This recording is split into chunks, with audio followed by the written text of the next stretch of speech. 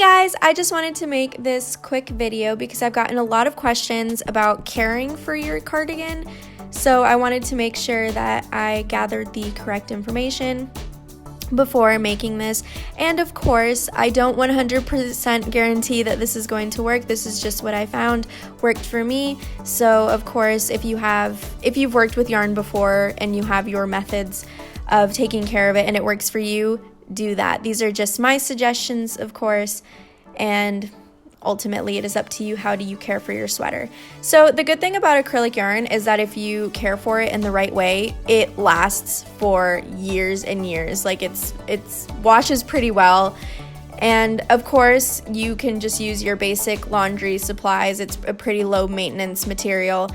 But the important thing is, like I've always said throughout this entire process, check your yarn label to see specifics, to see if it even can be washed. Because there are some types that are dry clean only, or they just have other little details that they require. But just check your yarn label to see if it can be washed. And if it can, well, then that's amazing. And this is most definitely will hopefully help you. So I made this tiny panel with each of the stitches that we did in our sweater, and I constructed it exactly as I would the sweater to throw it in the wash and basically see what happens.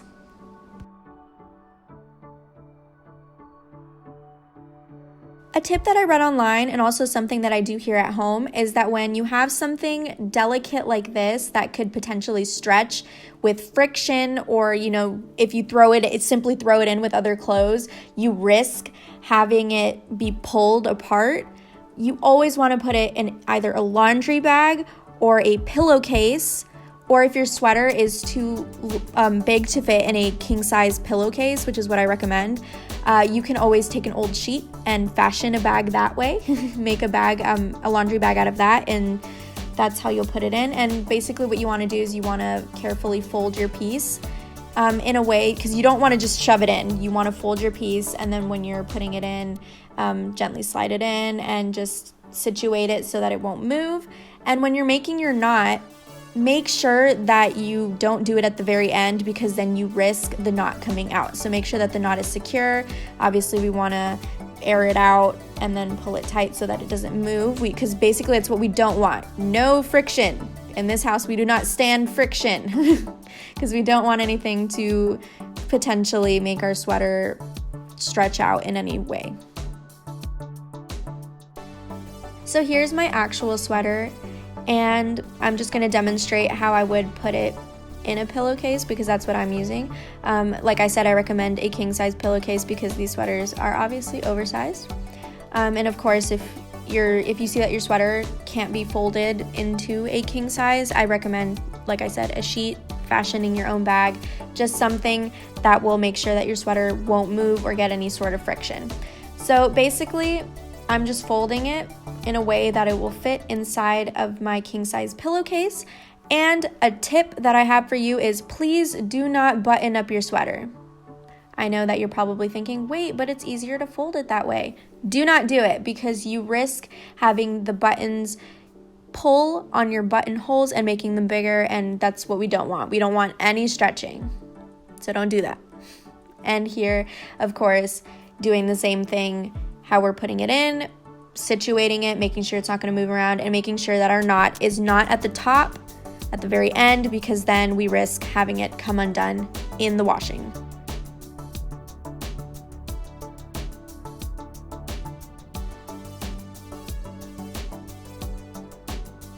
Now, when it comes to washing, it's very important to take note of the soap that you are using. So this is something that I actually do at home, because my family, we have very sensitive skin and we have sensitive noses as well. So we use a liquid detergent and liquid softener that has literally no fragrance, and it is hyperallergenic. And that is what I recommend, and that is also what I read online. That is the best thing to use on acrylic yarns to keep them soft. And just to not be harsh on the clothing is to use a mild liquid laundry detergent and a liquid softener. Now on to the actual washing. So what I read is recommended for knitwear is to wash it on the gentle cycle with either warm or cool water. And if you want to, or if you do not have a washing machine, you can most definitely hand wash, which is awesome. But if we are using a washing machine, and obviously putting it in our laundry bag, we cannot forget that because that is meant to protect our knitwear, we put it in with other soft materials like t-shirts and stuff. Do not throw it in with jeans because that will just cause friction against the bag, or it could potentially rip through it and, catch onto our sweater, and that's not what we want. At this point, you're probably thinking, Catherine, this sweater's all wet. I'm going to stick it in the dryer, and I'm going to tell you, no! Under no circumstances should this sweater ever go into your dryer, because it can lose its shape, it can stretch, and it can have permanent wrinkles, and that's not what we want.